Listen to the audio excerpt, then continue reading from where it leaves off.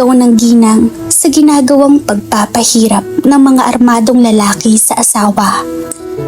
Pumapatak na rin ang luha sa mga mata. Wala ito magawa, maliban sa pagmasdan ang pagpapahirap ng mga tauhan ng Don sa asawa. Subalit nagmistulang bingi ang mga armadong lalaki sa patuloy na pananakit kay Gabriel. Maawa kayo sa asawa ko. Wala kaming ginagawang masama. Halos lumuhod sa pagmamakaawang sigaw ng ginang. Sinugod ang isa sa mga ito upang itigil ang pananakit sa walang kalaban-laban na asawa. Huwag kang makialam. Mabagsik na tura ng lalaki. Hinablot ang buhok ni Sofia at kinaladkad sa damuhan. Sophia! Duguan ang asawa at tila mawawalan na ng ulirat na tawag ni Gabriel sa pangalan ng asawa. Itay! Inay! Bumabagsak na rin ang luhang tawag ng dalawang batang lalaki na hindi nagkakalayo ang edad. Peste! Iyan ang nababagi sa mga taong mahirap pakiusapan. Galit na saad pa ng lalaki pagkatapos ay pinadapuan ng malakas na suntok sa sikmura ang kawawang si Gabriel. Manlaban man ang Ginoo, ay wala pa rin panama sa mga ito. Layuan niyo ang tatay namin! Umiiyak na sabi ng batang lalaki. Pinagsusuntok ng malambot nitong kamao ang tila bakal na likod ng lalaking nananakit sa ama. Sa halip na maawa, ay nakakalokong ngumisi lamang ang lalaking nambubugbog kay Gabriel. Matapang ka ha? Mabagsik na wika nito. Nasaan niyo ang kawalan ng pasensya? Binalingan ang batang lalaki. Saka ito, nagpatumpik-tumpik na sinikmuraan ang walang kamuwang-muwang na batang lalaki. Kuya ko! Humahagulhol sa iyak na tawag ni Froilan sa nakatatandang kapatid. Kitang-kita niya kung paano pinapahirapan ng mga malalaking lalaki ang buo niyang pamilya. Yan ang nararapat sa iyo, Gabriel. Kung pumayag ka lang sana'y hindi na humantong pa sa ganito. Maswerte ka at yan lamang ang napala mo.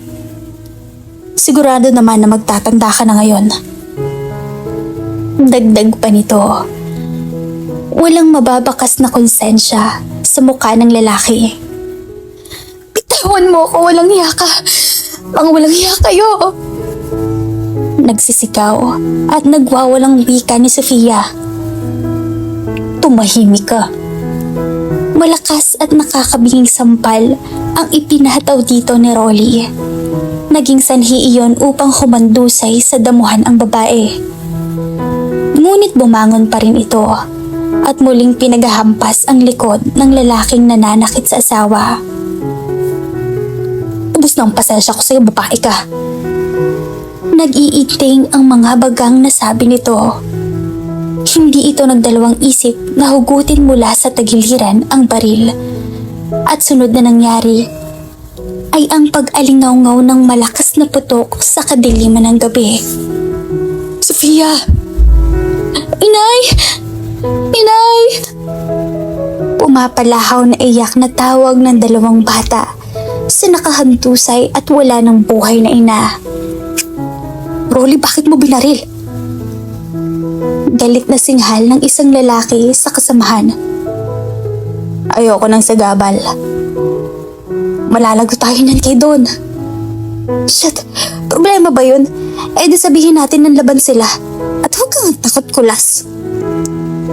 Walang pusong sagot ng lalaking nagngangalang Rolly. Mga walang ya kayo. Sambit ni Gabriel. Tumayo buhat sa pagkakasampal sa damuhan pagkatapos ay marahas na hinablot ang baril sa tagiliran ng lalaki sa tabi nito at tinutok yun kay Rolly. Pero naging mabilis ang pagkilos ng mga kriminal. Bago pa man nito makalabit ang baril, Bumulagta sa damuhan si Gabriel. Dugoon at wala ng buhay. Tay! Humahagulhol sa iyak na dinaluhan ng magkapatid ang wala ng buhay na mga magulang. Anak na, bakit mo naman binaril? Gago ka pa. Inunahan ko nga lang siya. Kung hindi ko binaril, malamang bulagta na ako ngayon. Balik na singhal ni Rolly. Mabilis na kumilos si Franz at dinakma ang kamay ng nakababatang kapatid. Kailangan nating makatakas.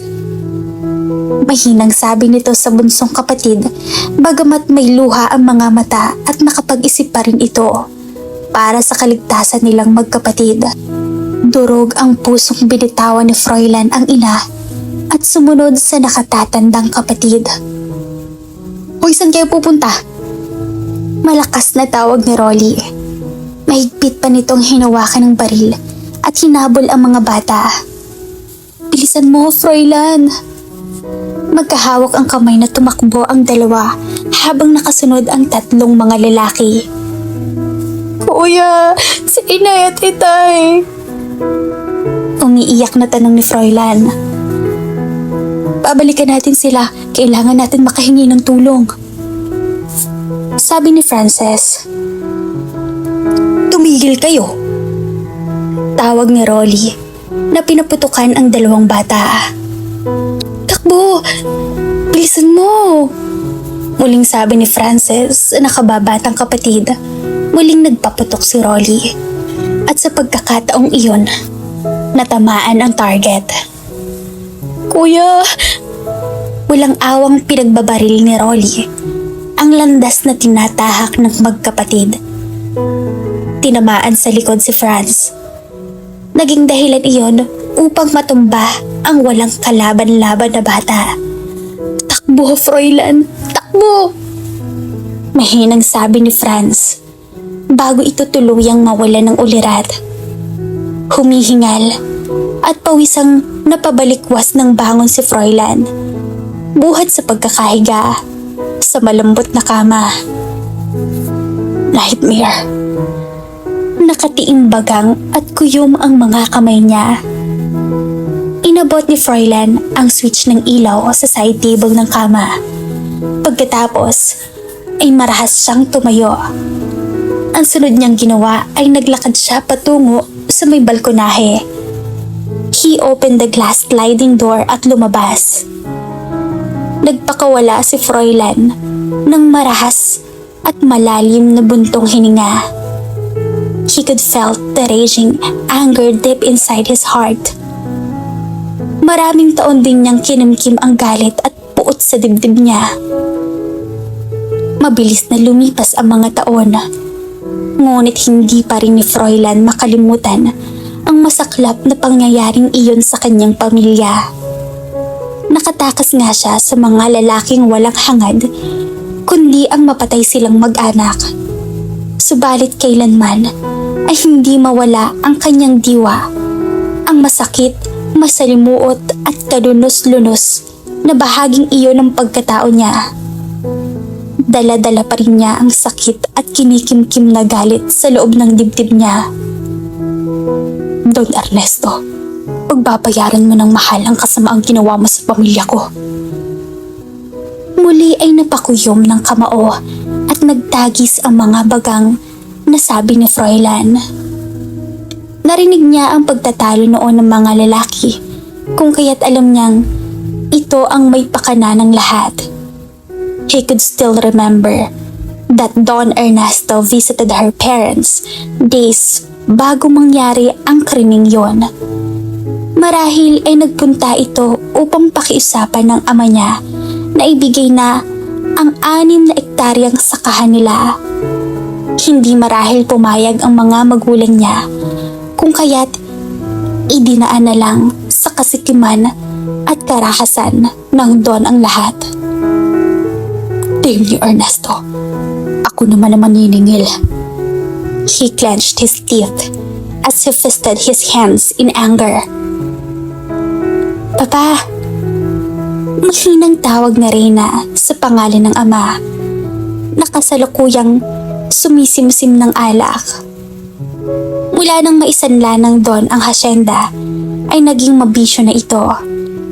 Nababahala si Reyna rito dahil sa malaki ang hinulog ng katawan nito. Naging abala si Reyna sa trabaho nitong nakaraan. Kailangan kasi niyang magsikap upang makaipon para matubos nila ang kanilang hasyenda. Pero kahit buong buhay niya ang igugol niya sa pagtatrabaho, ay hindi pa rin niya kikitain ang ganoon kalaking halaga. Lumapit si Reyna at kinuha ang kamay ng ama. Pinisil niya ito upang kahit paano maibsan ang sakit at lungkot ng ama. Papa, mababawi rin natin ang asyenda. Magsisikap ako magtrabaho para makaipon. I'm sorry, Iha. It's all my fault.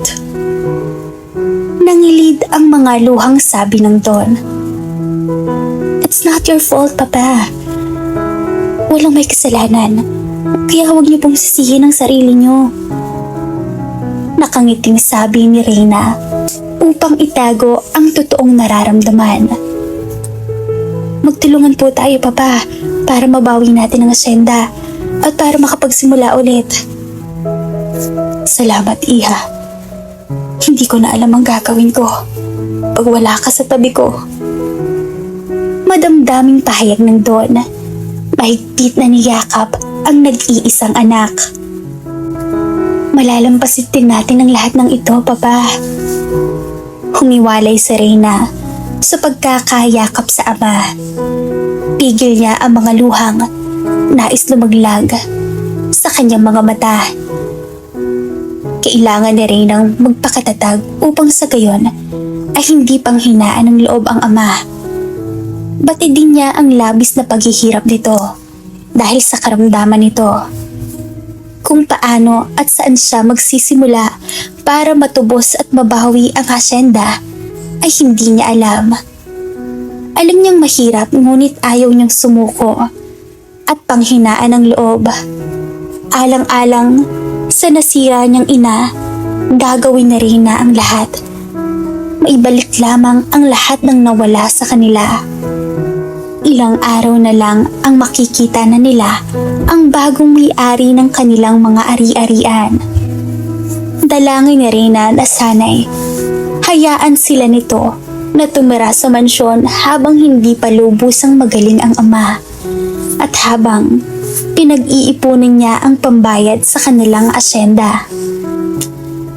Salamat, Iha. Don't worry. Hindi na ako muling mag-iinom. Nakangiting tugon ng matandang Don. I love you, Papa. At kahit anong mangyari, hindi po iyon mag-iiba. Sabi ni Reyna, ang mga luhang kanina ay nagbabadya ngayon ay kusang pumatak sa magkabila niyang pisngi. Nakangiti ngunit luha ang nakamasid sa kanila si Nanay Elena. Maging ang mayordoma ay labis na nalulungkot para sa mag-ama. Naging napakabuti ni Don Ernesto sa kanilang lahat at itinurang silang mga kasambahay na bahagi ng pamilya.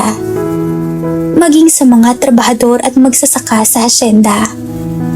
Kung bakit ba kailangan isanla at ibenta ang mga ari-arian ng mga ito ay labis na ikinalulungkot ng ginang. Nakahanda ng hapunan, Iha. Pinahid ni Reyna ang mga luha sa mata at nakangiting bumaling kay Josie. Sige po, Nanay Josie. Maraming salamat ho. Mula sa pusong sabi ni Reyna. Inalalayan ang Don upang dumulog sa mesa.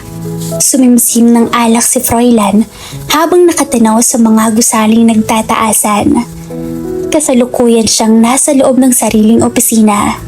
Nagmumuni-muni kung ano ang dapat gawin upang pagbayarin ang Don sa mga kasamaan at kawalang hayaan nito sa pamilya niya. Sisiguraduhin kong maghihirap ka, Don Ernesto. Pagbabayaran mo ang kahiyupang ginawa mo sa mga magulang at kapatid ko. Muling bumalik ang sakit sa dibdib ni Froilan. Nag-iigting ang mga bagang na waring nais na niyang ipatikim sa Don ang lupit ng kanyang paghihiganti. Maya-maya'y bumukas ang pinto.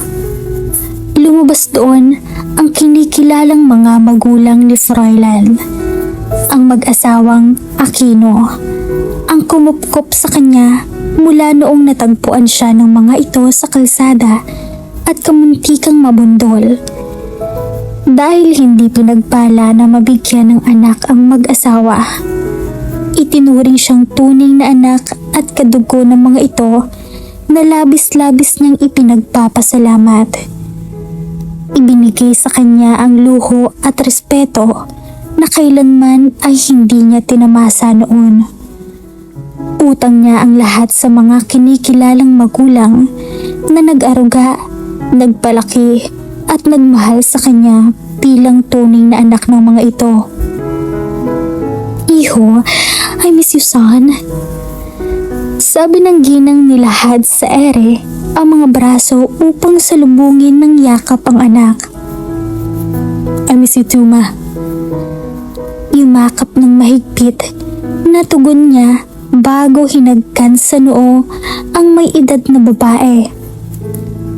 Hi, Dad. Handsome as always, ha? Birong wika ni Froilan sa ama. Humiwalay sa pagkakayakap sa ina at yumakap sa ama. Just like you, son. May ngiting sabi na sagot ni Marcos sa anak. Congratulations, son. You made it. We are so proud of you, iho. Dugtong pa nito. Tinapik-tapik ang balikat ng anak. Naisara kasi niya ang business deal kay Mr. Cardwell kahapon. Thanks, Dad. Nagmana lang po sa inyo. So let's celebrate that, iho. Magpapaparty ako mamaya. Suhestyon ni Melissa. Sa tuwing may naisasaradong business deal, ang anak ay ipinagdidiwang ito ng ginang. Ayaw man ni Froilan ay hindi siya makakatanggi sa ina. Maghihilingin lang po sana akong pabor, ma, pa. Panimula niya na pinaglipat-lipat ang tingin sa mga magulang. Ano yun, anak? Diretsong tanong ni Marcos. Nagpakawala muna ng malalim na buntong hininga si Froilan bago nagpatuloy. I'm leaving. Tipid ni Froilan na wika na ikinagulat ng mga magulang. Babalik po ako ng Pilipinas. May branch po ang company natin doon. Ako na lamang ang mag-manage doon. Is that the real reason why you want to leave, son? Hindi kumbinsidong tugon ni Marcos. Panandali ang natigilan sa Froilan. Hindi lingid sa kaalaman ng mga magulang ang tungkol sa kanyang paghihiganti kay Don Ernesto. Matagal na sana niyang ginawa iyon, pero ayaw ng kanyang ina. But this time, he has the guts and strength to fulfill what is right. Dad, Ma, I already own his properties. Perhaps it's the right time to... No, you're not leaving. Mariing putol ni Melissa sa sasabihin ng anak. Ma, you're not going back to the Philippines. Hindi ako papayag. May diing pahayag ng ginang. Nasa tono nito ang hindi pagsang-ayon sa anumang binabalak niya. Ma, we talked about this before. Kapag hindi ko pa ginawa ngayon, baka hindi ko na magawa kailanman. Kailangan pagbayaran ni Don Ernesto ang pagpatay niya sa pamilya ko. Kailangan mabigyan ng hustisya ang pagkawala nila. Kailangan mabigyan ko sila ng katarungan. Patuloy ni Froilan. Ayoko. Ma, I've heard enough, Froilan Aquino. You're not leaving. Melissa, malaki na ang anak mo. At tama siya. Kailangan managot ang mga taong pumatay sa pamilya niya. Why don't we just support him? Wika ni Marcos. Why? Are we not enough, Iho? Hindi pa ba sapat ang pagmamahal namin sa'yo and you have to go back for that revenge of yours? Ma, you heard me. You're not leaving. Pagkasabi niyon, ay lumabas ito ng opisina. Napahilamos na lamang ng sariling mga palad si Froilan. I'll talk to her, sana. Thanks, Dad. Tinapik ng ama ang mga balikat niya bago sinundan ng asawa. Kung pagmamahal din ang pag-uusapan ay labis-labis ang natatanggap niya mula sa kinikilalang mga magulang.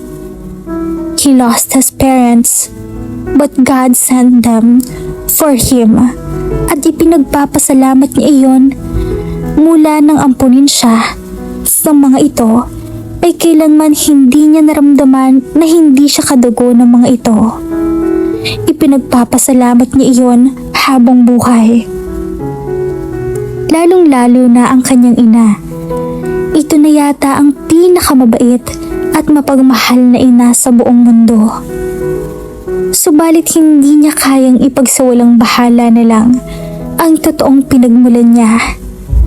He can't just forget everything about his past. Hindi siya pinatatahimik ng nakaraan. He loved her mother for heaven's sake. God knows kung gaano niya kamahal ang kinikilalang ina. Pero buo na ang pasya niyang bumalik ng Pilipinas at harapin ang masalimuot niyang nakaraan. Hindi siya matatahimik hanggat hindi nagbabayad si Don Ernesto sa mga kasalanan nito. At gagawin ni Froilan ang lahat makaganti lamang dito. Anong nangyayari kay Papa? Abot-abot ang kabang tanong ni Reyna. Nasa hasyenda siya nang makatanggap ng tawag mula sa isa sa kanilang mga kasambahay upang ipaalam na isinugod sa pagamutan ang kanyang ama. Nasa ICU pa siya, iha. Ang mayordoma ang sumagot. Kamusta na po siya? Nanginginig ang boses na tanong na Reyna kay Nana Elena. Nag-unahan na rin pumatak ang luha sa kanyang mga mata. Huwag kang mag-alala, anak. Stable na raw ang lagay ng papa mo, sabi ng doktor. Baka mamaya ilipat na rin siya sa silid. Pagpapatahan ng butihing kasambahay. Batid nitong nahihirapan na rin ang dalaga dahil sa sunod-sunod na suliraning dumating sa mag-ama. Ang nakakalungkot pa nito, nag-migrate na ng ibang bansa ang kamag-anak ng Don. Ang nag-iisang kapatid naman ng mama ni Reyna ay nasa Canada kasama ang pamilya nito. Kung kaya't mag-isang kinakaharap ng dalaga ang unos sa kanilang mag-ama. Awang-awa na ito sa dalaga. At tanging maitutulong lang nito ay ang pagsuporta, pagdamay at paggabay dito. Napahagulhol na lamang ng iyak si Reyna. Batid niyang mahina na ang ama, ngunit ang pakaisipin na mawala ito sa kanya ay nagdudulot ng paninikip ng dibdib niya. Masakit pa rin sa kanya ang pagpanaw ng ina, 2 taon mahigit na ang nakaraan. At hindi niya makakayanan kapag mawawala pa ang nag-iisang magulang. Malungkot na pinaglipat-lipat na rin na ang mga mata sa mga kasambahay na nagtipon-tipon sa malaking living room ng mansyon. Napamahal na siya sa mga ito. Napakahirap para sa kanya na magdesisyon. Nagpakawala muna siya ng malalim na buntong hininga bago nagsalita. Hindi po lingid sa inyong kaalaman na naisanda na ng papa ang hasyenda at ang mansyon na ito sa isang mayamang negosyante. Panimula na Reyna. Alam din niyo pong lahat na nasa hospital pa ang papa at hindi pa nagkakamalay. Malaki po ang gastusin namin sa ospital at muli ay humugot si Reyna ng malalim na hangin sa dibdib bago nagpatuloy. Napamahal na po kayong lahat sa akin, sa amin ni Papa, pero ikinakalungkot ko pong sabihin na hindi ko na rin po kayo kayang pasweldohin pa. Pagtatapat na Reyna sa mga ito, sinikap ang sarili na huwag maiyak, pero hindi maitatago ang lumbay sa magandang muka. Nagkatinginan ang mga kasambahay sa isa't isa. Nasa mga mata nito ang kalungkutan. Napamahal na rin ang mga ito sa Don at sa kanilang mabait na senyorita. Kaya mahirap din para sa mga ito na lisanin ang mansyon. Tatawagan ko po ang mga kaibigan ko kung nangangailangan sila ng kasambahay para mairekomenda ko po kayo sa kanila. Napamahal na rin po kayo sa akin, pero ayoko naman pong abusihin ang inyong kabaitan. Sa susunod na araw ko po ibibigay ang kompletong sahod nyo. Senyorita, ayaw din po namin kayong iwan lalo pat hindi pa nagkakamalay ang Don. Sabi ng isang kasambahay. Ako rin naman po, Aling Aurora. Pero sa Lunes po, darating na po ang taong pinagsanlaan ni Papa nitong mansyon. At ang taong ito rin po ang nakabili ng iba pang ari-arian namin. Malungkot na pahayag na Reyna sa mga ito. Senyorita, saan po kayo titira ni Don Ernesto? May nahanap na po akong paupahan sa bayan. Nakausap ko na rin po ang landlady roon. May kalakihan din naman para sa amin ni Papa. Nakangiting saad niya na hindi naman umabot sa mga mata.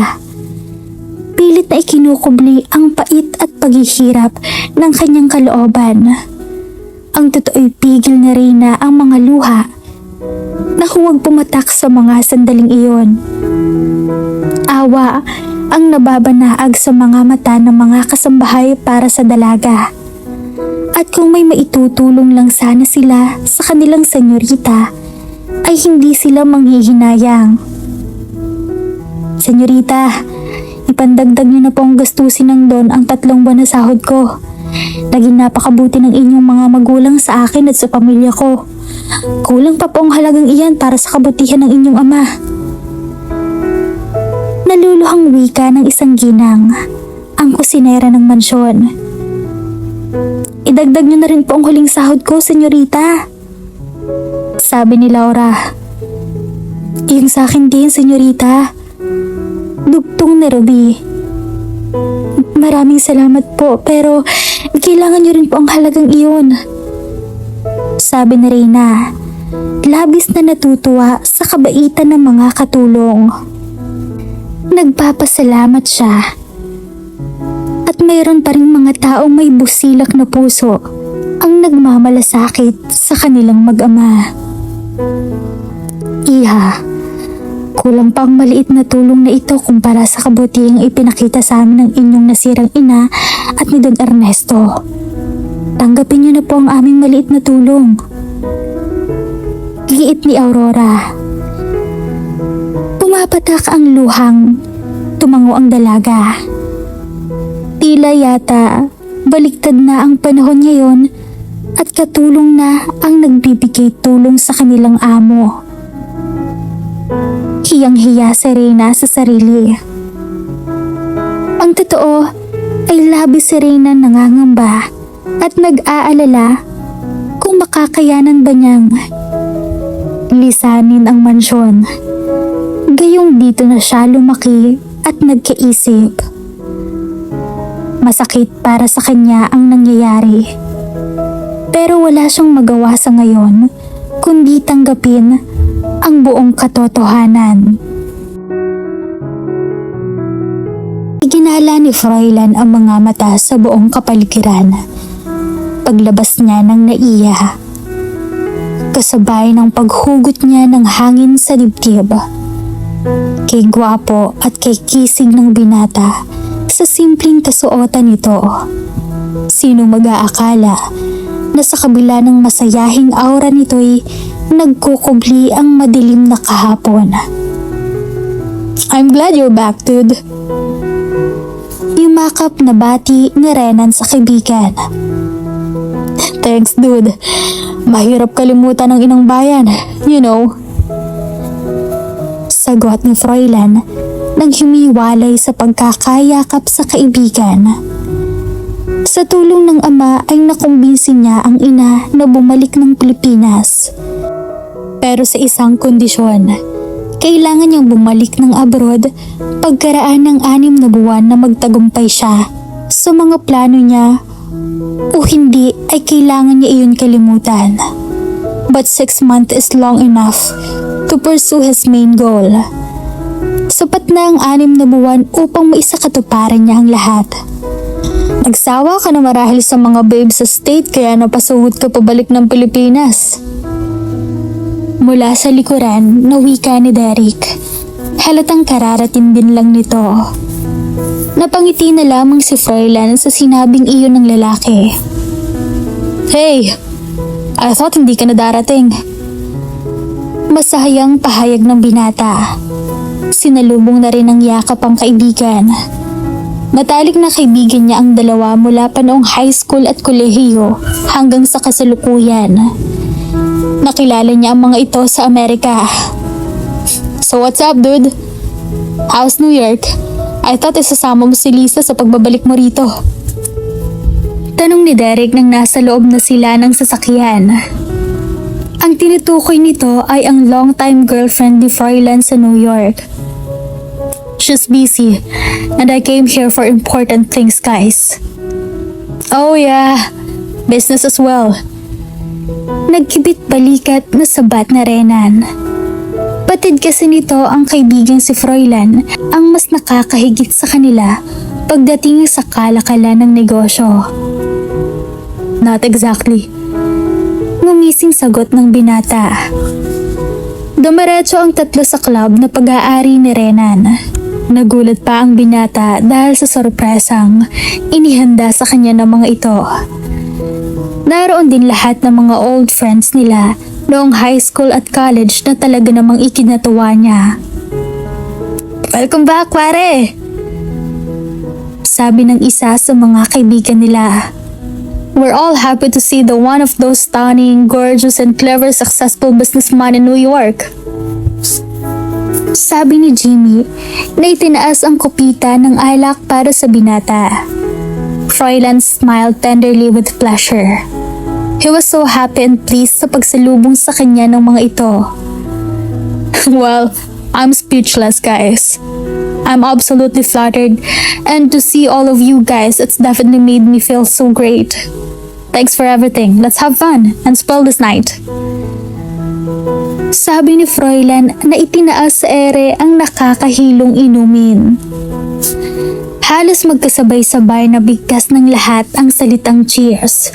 Pagkaraan ng ilang sandali, inihanda ni Derek si Froilan at ipinakilala sa mga dalagang mistulang kay lagkit at init ng pagkakatitig sa kanya. Hindi naman niya ugaling ang mangsnab na lang lalo na't naggagandahang muse ang nasa harap niya. You can take home any of them. Nakangising bulong ni Derek sa kanya bago siya nito iniwan. Yeah. Napailing na sagot ni Froilan dito. Kahit noon pa man, ay babaero na si Derek. Magandang lalaki ito kung kaya lapitin ng mga naggagandahang kadalagahan.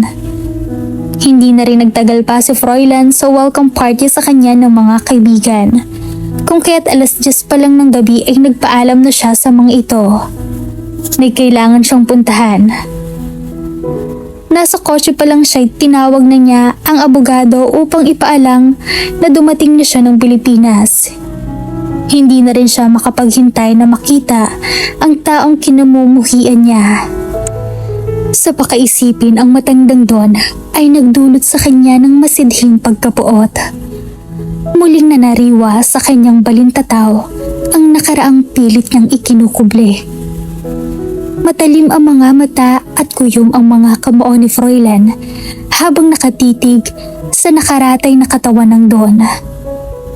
Nanariwa sa kanyang memorya ang pagpapapatay nito sa kanyang pamilya, ang daing at pakiusap ng kanyang ina, ang sigaw ng kanyang kapatid at ang pagmamakaawa ng ama na huwag idamay ang kanyang mag-anak. Ang mawala ka sa ganitong paraan ay hindi sapat sa kabayaran na para sa kawalanghiyaan mo, Don Ernesto. Kung mabuhay ka man, sisiguraduhin kong mas nanaisin mo pang mamatay. Wika ng binata. Namalaya na lang ni Froilan na pumapatak na ang mga luha sa kanyang mga mata dulot ng masaklap na alaalang iyon. Hindi man ako kasing hayop mo. Ipapatikim ko sa nag-iisa mong anak ang lupit ng aking paghihiganti. Nagngingit-ngit ang kalooban na patuloy ni Froilan na tila naririnig siya ng walang malay na doon. Lumabas si Froilan ng silid. Bukas, sisimulan na niya ang kanyang paniningil. Makikita na niya ang anak ng Don. Ipapamukha niya rito ang kalupitan ng ama sa paraang alam niya. I'm sorry. Wika ng binata nang mabunggo niya sa pasilyo ng hospital ang dalawagang mistulang wala nang ginawa kundi ang umiyak dahil sa pamamaga ng eyelid nito. Nakaramdam ng habag si Froilan sa babae. Para bang nakikita niya ang sarili noong kasagsagan ng kanyang pagdadalamhati. It's okay. Tipid na sagot nito na hindi siya nilingon bagkus ay tuloy-tuloy ito sa paglalakad. Bigla ang pagkabog sa dibdib na Reyna. Kinabahan siya nang di niya mawari.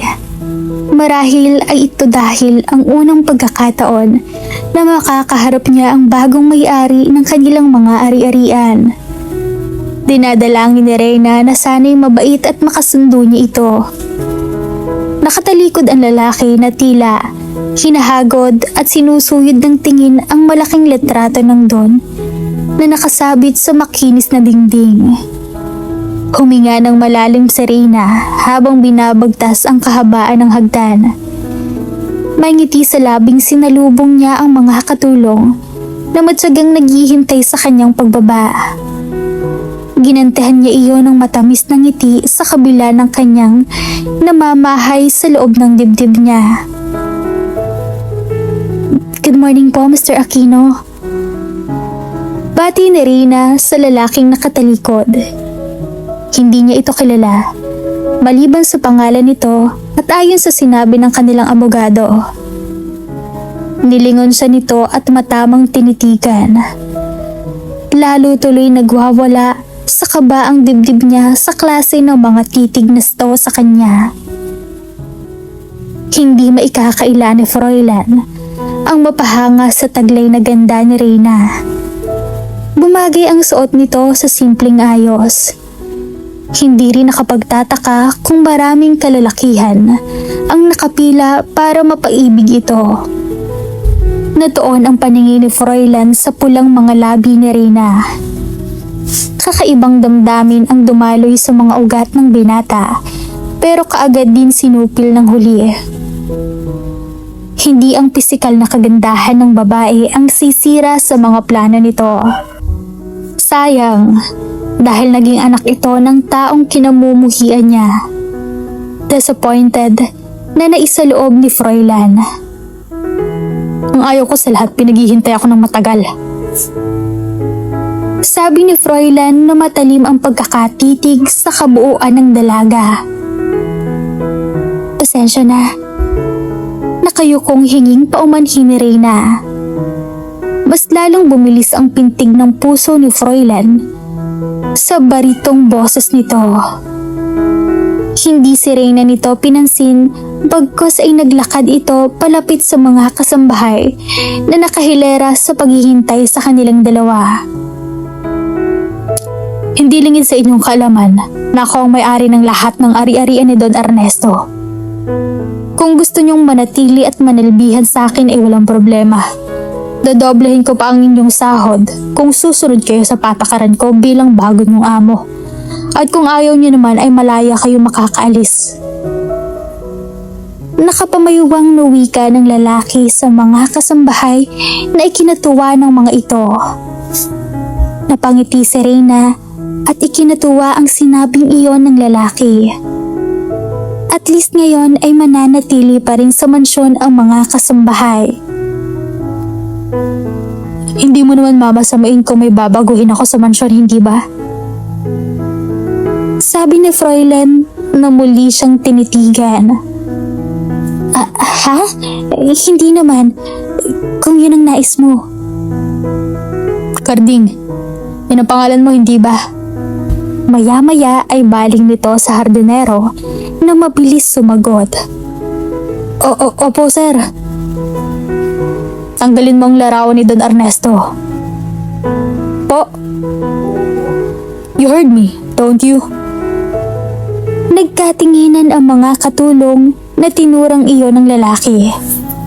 Pero bilang bagong may-ari, karapatan nitong gawin ang mga gusto nito.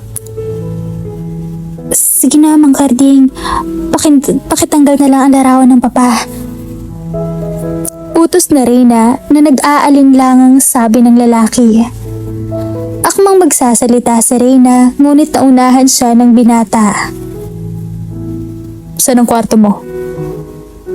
Ang mga mata ay tila magbubuga ng apoy. Anumang sandali sa kakatitig sa kanya na waribay, kay laki ng atraso niya rito. Gayong ngayon pa lamang niya ito nakita, nakakausap at nakaharap.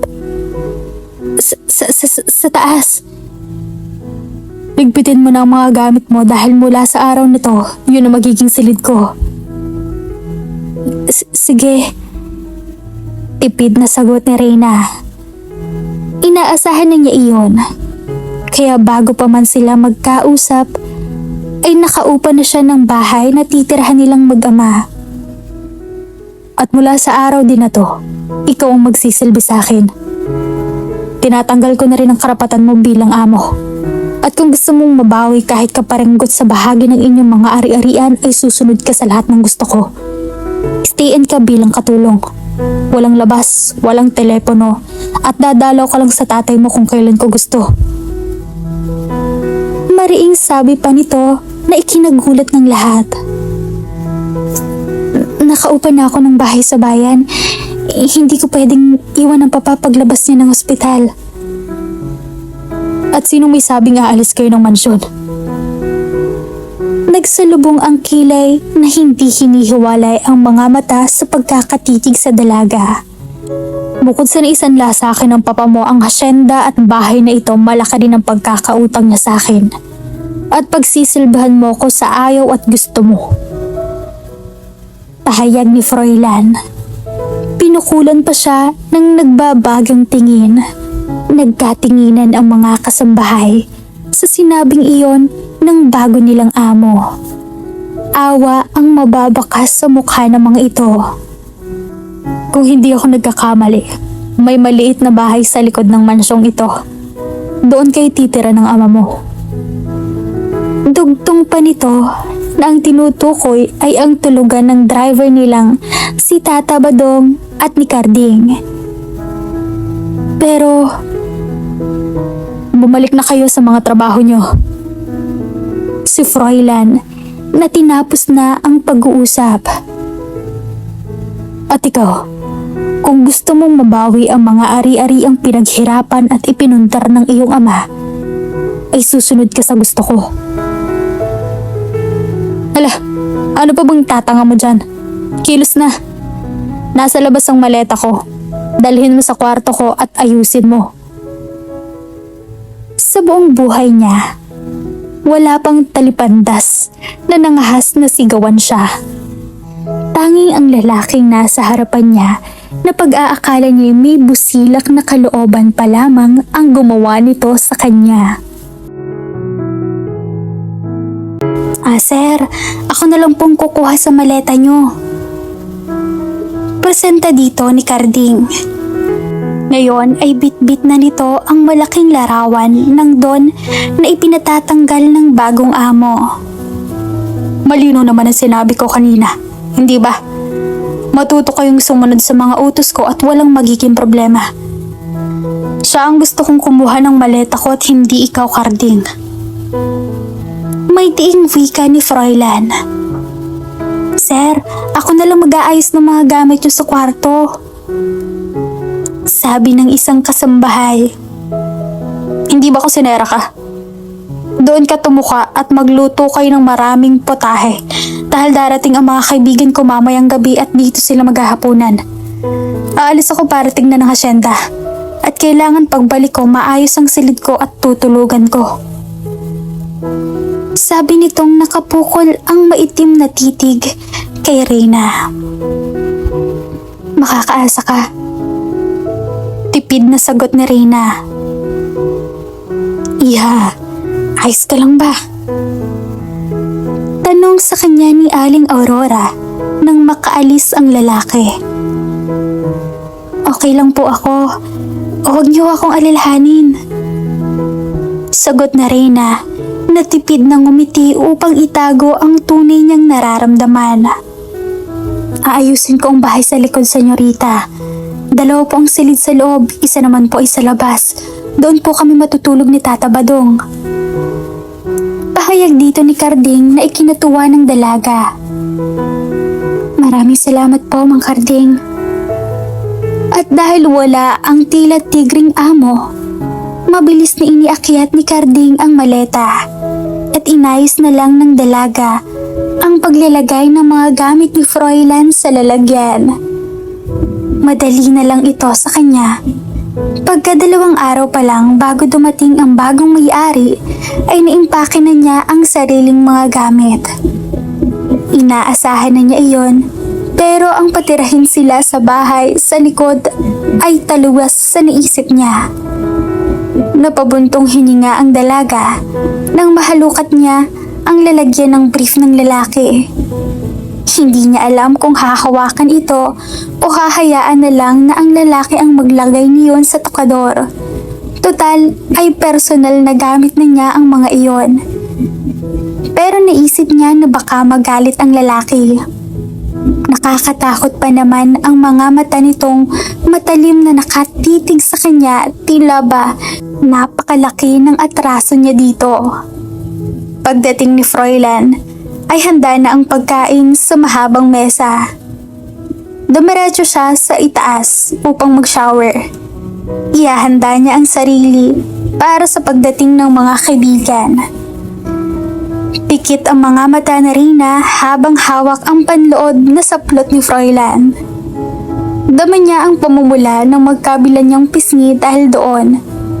Oo, hindi lang 1, 2 o 3 ang nakita niyang underwear sa edad niyang 25. Pero ni minsan ay hindi pa siya nakakahawak niyon. Ang papa naman niya hindi burara at alam na ilalagay sa tamang lalagyan ang personal nitong mga gamit mula nang mamatay ang kanyang mama. At isa pa ang mayordoma nilang si Aling Elena ang naglilinis ng silid ng Don Ernesto. Bakit hindi ka pa tapos dyan? Puna ng lalaki sa malakas na boses. Sa sobrang pagkagulat niya, nabitawan niya ang hawak-hawak na brief. Saktong nahagis niya yon sa trash basket na lalong nagpainit sa ulo ni Froilan. Hoy, babae, kung may pagnanasa ka sa katawan ko, mangarap ka dahil kahit ikaw pa ang natitirang babae sa mundo, hindi kita papatulan. Pulutin mong brief ko at labhan mo.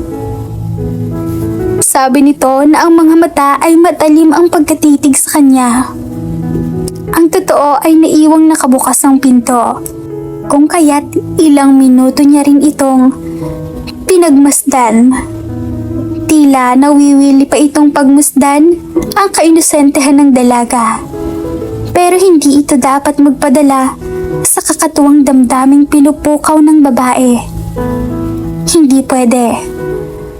8:00 na ng gabi nang dumating ang mga kaibigan ni Froilan. Hinalaan pa siya nito na huwag lumabas ng kusina na ipinagtaka naman niya. Malulutong na halakhak ang naririnig ng mga kasambahay mula sa malaking living room. Marahil ay nagkakatuwaan ang mga ito. Senyorita, ayos ka lang ba? Nag-aalalang tanong ng isa sa mga kasambahay. Oo naman po. Tipid niyang sagot at ngumiti siya upang ipakita na wala itong dapat na ikabahala. Hindi ko matandang ugaling meron ng bagong may-ari nitong mansyon. Sabi ni Laura. Sa nakikita ko, magiging maayos ang lahat. Huwag lang natin siyang suwayin. Wika ni Aling Aurora sa tumingin sa mga kasamahan. Ang gwapo ng mga kaibigan ni Senyorito. Halos ayoko nang pumikit kanina eh. Nangangarap na sabi ni Ruby. Ito kasi ang naghatid ng mga inumin. Kaya ko siguro ayaw palabasin ni Senyorito ay baka mapusuan ka ng mga kaibigan niya, Senyorita. Kinikilig na dugtong ni Ruby na naging dahilan para pamulahan siya sa magkabilang pisngi. Hindi naman yun sa ganun. Nahihiyang sabi na Reyna.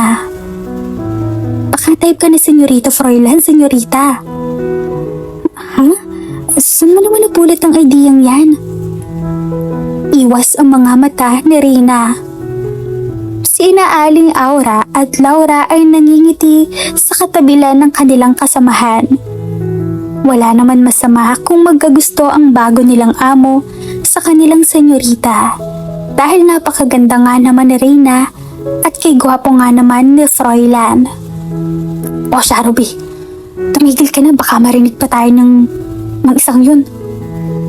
Wika ni Aling Aurora. Hindi pa natin alam kung may asawa o girlfriend si Senyorito. Sumingit sa usapan na sabi ni Laura. Basta, sigurado ako, single pa siya at bagay na bagay sila ni Senyorita. Giit at may diing pagbigkas ni Ruby. Hindi na lang umimik si Reyna dahil alam naman niyang madaldal ang babae. Maya-maya'y sumulpot sa komedor ang lalaking kanilang pinag-uusapan. Ang mga mata nito'y sentrong nakatitig sa babaeng nakaupo paharap sa kanya. Mag-uusap lang kayo rito hanggang umaga? Wika ni Froilan na pinaglipat-lipat ang paningin sa kanilang lahat. Partikular sa kanya. Ruby, dalhan mo kami ng beer. Utos nito.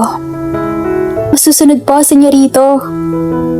At ikaw, pumanhik ka sa kwarto ko at linisin mo ang banyo. Madilim ang mukhang utos nito kay Reyna. Ha? Don't you hear me? O baka kailangan ko pang sumigaw para maintindihan mo? Sige. Nasabi na lang ni Reyna na pakiramdam niya'y galit sa kanya ang lalaki sa di niya mawaring dahilan. Mawalang galang na ho, Senyorito, pero lilinisin ko rin naman iyon bukas kaya. Siya ang gusto kong maglinis. At gusto kong ipaalam sa inyong lahat na mula sa mga sandaling ito, siya ang magiging personal kong katulong at uutusan ko siya kung kailan ko gusto. Nagkakaintindihan ba tayong lahat? Nakatiing bagang sabi nito. Naiintindihan mo ba yun, Reyna? Oo. Kung ganon, ano pang tinutunganga mo dyan? Kumilos ka na. Mabilis si Reynang napatayo mula sa pagkakaupo. At minabuting sundin ang pinag-uutos nito sa kanya. Pwede naman siyang umalis na lang at hindi siya pwedeng pilitin ni Froilan na manatili sa mansyon, pero hindi niya gagawin iyon. Sasahuran naman daw siya nito ayon sa napag-usapan nila at kailangan niya iyon para pang tustos sa pangangailangan ng papa niya sa ospital. Sa ngayon ay kailangan niya munang magtiis. Nakaramdam ng awa na nasundan na lamang ng tingin ng mga katulong ang dalaga. Pakiramdam ng mga ito ay may lihim na galit ang lalaki dito. Unang araw pa lang kasi nito sa mansyon ay pinapahirapan na nito si Reyna. Parang may nakita akong magandang chika. Si Derek, halos humaba ang leeg nito na tila may hinahanap ang mga mata sa pangingislap. Lahat naman ng babae maganda para sa'yo eh. Pag-iignora dito ni Froilan pero lihim na patiimbagang. Gago, marunong akong pumili. Sabi nitong sinabayan ng halakhak. Babaero ka kasi. Panigunda ni Renan. Ikaw ba hindi? Tumawang ganti ni Derek kay Renan. Excuse me for a second guys, I just wanna get something upstairs. Pasintabi ni Froilan sa dalawa. Natigilan si Reyna sa paghakbang nang makita kung gaano kakalat sa silid na nilinis niya kaninang umaga. Ang mga inayos niyang damit ng lalaki ay nagkagusot-gusot. Halatang sinadyang itapon ang mga yun sa sahig. Napabuntong hininga sa Reyna. Nagtuloy sa banyo. Napangiwi nang makita ang loob niyon. Nakabukas ang toothpaste. Nasa lababo ang toothbrush. Hindi tinanggal ang shaver sa saksakan. Nagkalat ang shampoo at body wash sa bathtub. Idagdag pa ang basang brief na iniwan lang sa basang sahid. Oh God, nanlulumo sabi niya. Hindi malaman kung anong uunahing linisin. Ang mga kalat sa silid o sa loob ng banyo. Hindi niya maisip na magiging ganito kagulo ang dating silid niya. Ganito ba kakalat ang lalaking to? Nagulat pa si Reyna nang biglang bumukas ang pinto't niluwani yun si Froilan. Madilim ang anyo nito at matalim na nakatitig sa kanya. Bigla siyang binundol ng kaba. Ano na naman ang ginawa niyang mali? Hindi ba sinabi ko sa'yo not to go out from the kitchen? Sinusubukan mo ba talaga ako, ha? Sabi nito at hinuwakan ng mahigpit ang braso niya. Nasasaktan ako. Masasaktan ka talaga pag patuloy mo akong susawayin. Sinabi mo pumanhik ako rito para maglinis. Paano sa tingin mo ako makakarating dito kung hindi ako lalabas ng kusina? Wika na Reyna sa impit na boses. Tila naman, natauhan si Froilan. May katwira naman ito. Baka nakita lang ito ni Derek nang pumanhik ito. Niluwagan ni Froilan ang pagkakahawak sa braso niya. Pero ang mga matay hindi humihiwalay sa pagkakatitig sa kanya. Lihim pa itong napalunok nang madapo ang paningin sa mga labi ng babae. Bilisan mong paglinis. Pagod ako at gusto kong magpahinga pag alis ng mga kaibigan ko. Sabi nito na pinakawalan siya at malalaki ang hakbang na lumabas ng silid. Naiwang napahawak sa namumulang braso ang dalaga. Naitanong niya sa sarili kung bakit pakiramdam niya'y galit sa kanya si Froilan. Wala naman siyang ginagawang masama na ikakagalit nito sa kanya. At sa katunayan, unang araw at gabi pa lang nito sa mansyon. Pero kung pagsalitaan siya ng lalaki ay parang may matinding puot sa dibdib nito. Dahil hindi naman siya sanay sa mga gawaing bahay, ay inabot siya ng mahigit 3 oras sa pagliligpit. Tiningnan niya ang kamay ng orasan. Pasado 1:00 na, hindi pa pala siya naghahaponan. Bumaba siya dala-dala ang maruming damit ni Froilan. Kaagad siyang nagtuloy sa kusina upang kumain. Laglag ang mga balikat niya nang makita ang hitsura niyon. Nagpalinga-linga siya upang hanapin ang bulto ng mga kasambahay. Noon lamang niya nakitang marumi ang kusina sa tanong buhay niya. Nasaan sina Aling Aurora, si Laura at Ruby? Bakit iniwan ng mga ito na makalat at marumi sa loob? Ngunit bago masagot ang tanong, sumulpot si Froilan sa harap niya. Kung sila ang hinahanap mo, Pinagpahinga ko na. Pagod sila kaya kailangan nilang matulog ng maaga. Nakasandig sa bukana ng kusina. At ano naman ang tingin sa kanya ng lalaking ito? Hindi napapagod. Huwag kang matutulog na hindi nalilinis ang kalat. Ayokong mangamoy ang kusina bukas. Dugtong pa nito. Oh, before I forgot, nagsuka si Renan sa sofa. Linisin mo na rin bago ka matulog. Dagdag na utos nito. Halatang naiingganyong pagmasdan ang nangungunot na noo ng dalaga. Walang nagawa si Reyna kung hindi ang sumunod. Pagod man at napipikit na ang mga mata ay sinikap niyang tapusin ang ipinag-uutos sa kanya ng damuhong lalaki. Naisip ni Reyna ang ama, dahilan para magpakatatag siya. Kailangan niyang magtiis para rito. Namimiss na rin niya ito. Buong araw kasi niyang hindi nadalaw sa ospital ang Don. Mabuti na lang at tinawagan ni Aling Aurora si Nana Dolores upang ipaabot dito na hindi siya makakadalaw. Pinahatiran din niya ito ng pagkain kay Carding. Mag-aalas 5 na ng madaling araw nang matapos niya ang lahat. Lumabas siya ng mansyon at tinungo ang bahay sa likod kung saan naroroon ang bago niyang silid. Lingid sa kaalaman niyang gising pa si Froilan sa mga oras na yon. Nakamasid lamang ito sa kanya habang nagliligpit siya ng kusina.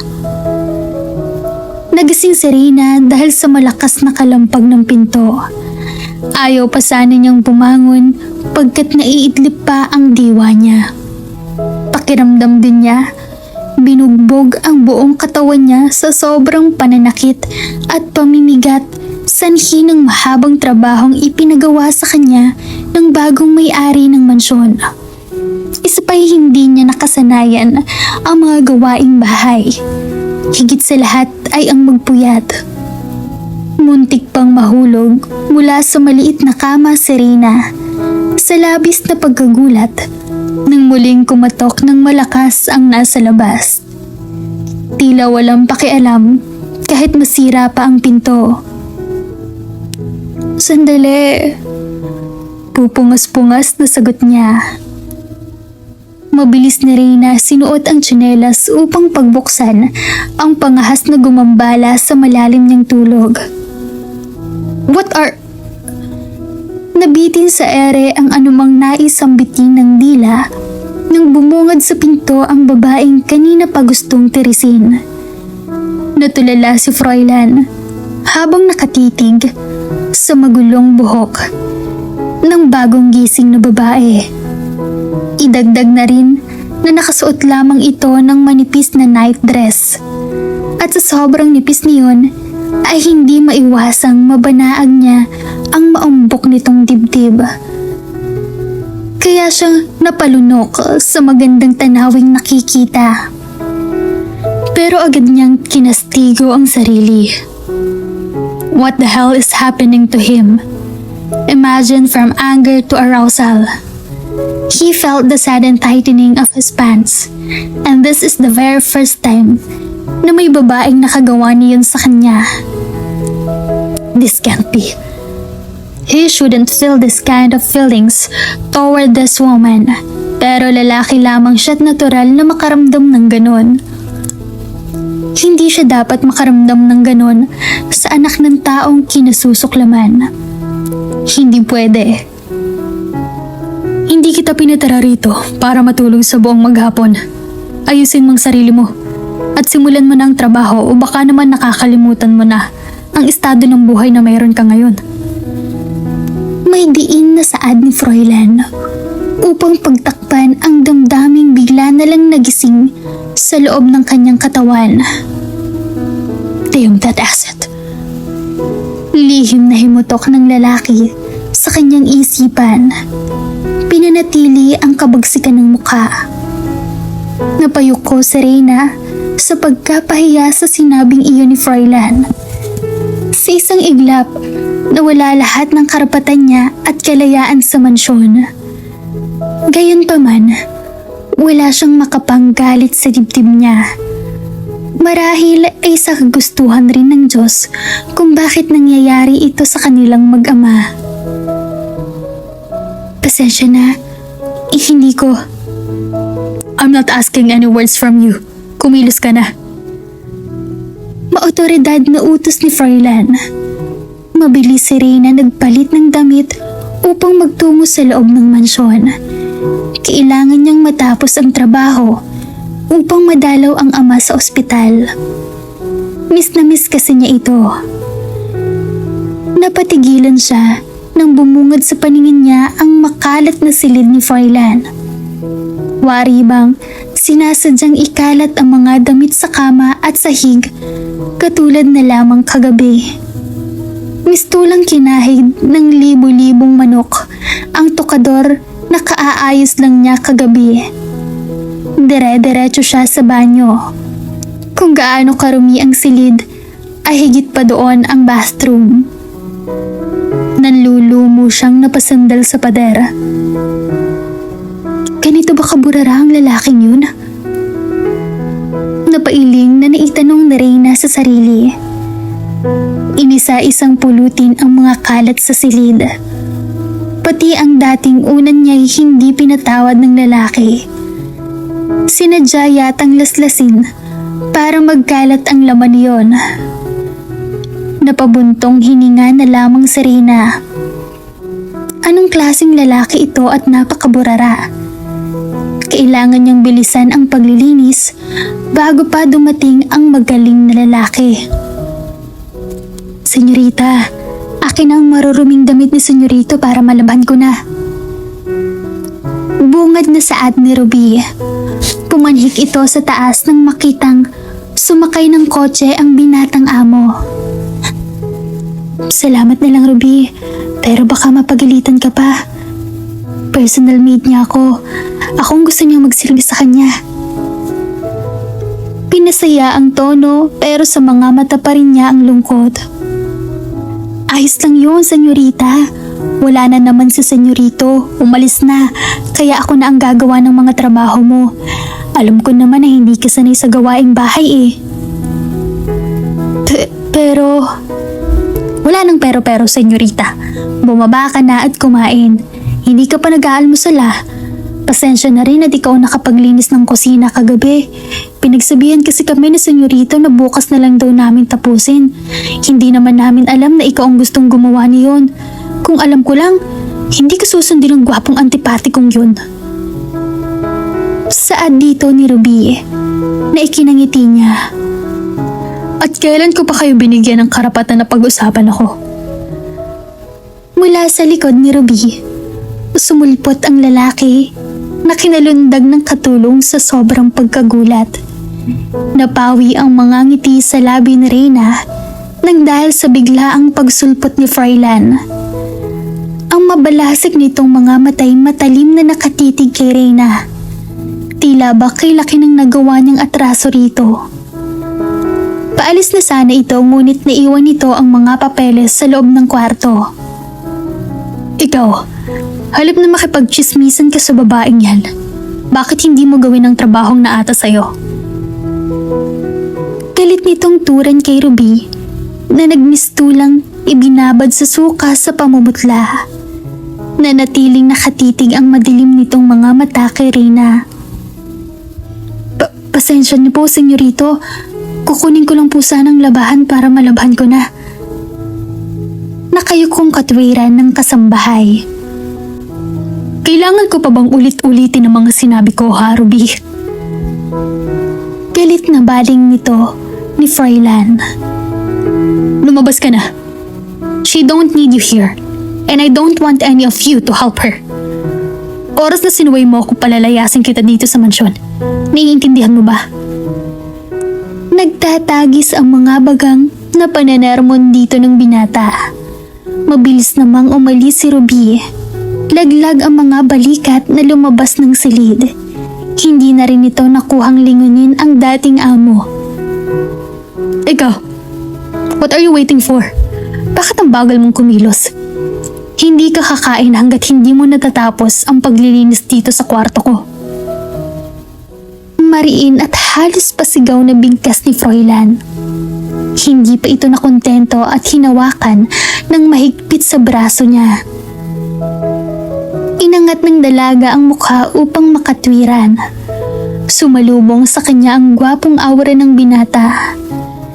Nagkatitigan sila at halos wala ng pagitan ang kanilang mga mukha pagkat nakayukuri ng bahagya si Froilan sa kanya. Marahas nitong nabitawan ang braso niya pagkat tila ito mapapaso sa pagkakadikit ng kanilang katawan. Despite the fact that he could smell her aroma, her female scent and her red lips that rapidly captured his eyes. Shit! Napamurang bulalas nito. Malalaki ang hakbang na lumabas ng silid. Ilang segundo ring napatulala si Reyna sa kinatatayuan. Hindi niya lubos miisip kung bakit tila napakalaki ng galit ni Froilan sa kanya. Gayong kahapon pa lang sila nagkikita. Inis na pinaandar ni Froilan ang sasakyan. Hindi na rin ito nag-atubili na balikan ang dokumentong kukunin sana nito sa kwarto. Sa halip, sa opisina nagtungo ang binata, ay nagpunta ito sa bar na pagmamay-ari ng kaibigan. Sa kagustuhang madalaw at makita niya ang ama, ay mabilis niyang tinapos ang mga gawaing nakaata sa kanya. Naisip niya na walang magiging problema kung dadalawin niya ang ama. Total ay tapos na rin naman siya sa trabaho. Hindi rin siya hinayaan ng mga kasambahay na gawin ang mga ipinag-utos ng maldito nilang amo. Mag-ingat ka, senyorita. Sana'y gumaling ka agad ang Don para mailabas mo na siya sa ospital.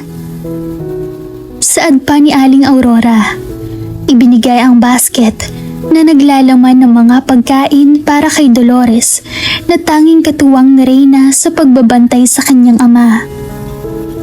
Salamat po. Sana nga po gumaling na si Papa. Muling nangilid ang mga luhang sabi ni Reyna. Papalabas na siya ng pinto nang makasalubong niya si Froilan. Katulad ng palaging itsura nito, madilim ang mukha at tila gusto na siyang patayin ng lalaki sa mga titig niyang nakakatakot.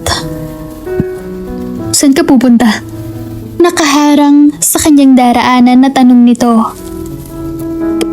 Pupuntahan ko lang si Papa. Natapos ko ng trabaho. Pumapayag ba akong basta ka nalang umalis ng mansyon kung kailan mo gusto? I want to see him. Masama bang dalawin ko ang papa ko?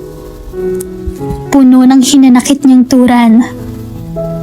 Baka nakakalimutan mong ako nagmamay-ari ng lahat ng ari-arian niyo. Ako ang masusunod at kapag sinabi kong hindi pwede, hindi. It means no. Ang mga matay nakatitig sa magandang mukha ng dalaga. You can't do this to me, Froilan. I have right to visit him. He's my father. And I'm worried about him. Why can't you let me? Don't you ever, dear woman. Hindi mo alam kung anong kaya kong gawin. Hinawakan na naman siya nito sa braso at marahas na pinaharap dito. Ako lang naman ang gumagastos sa gamutan ng iyong ama. Subukan mong lumabas sa pintong yan. At oras mismo ay itatawag ko sa ospital na tanggalin ang tubong nakakabit sa matandang iyon nang sa gayon ay tuluyan mo na siyang hindi makita. Igting ang mga bagang na sabi ni Froilan. Pinanlakihan si Reyna ng mga mata sa tinurang iyon ng lalaki. Yes, indeed. Hindi kasya ang salaping na itabi niya para sa pagpapagamot ng ama. Pero hindi naman tama na huwag siya nitong payagan na makita at madalaw man lang ang amang nakaratay sa ospital.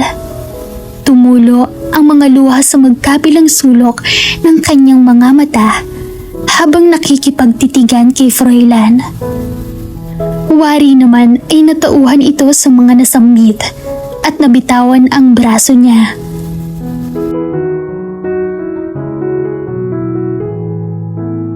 At dito na po nagtatapos ang ating kwento. Sabay-sabay po nating abangan ang susunod na kabanata. Maraming salamat po. Stay safe and God bless.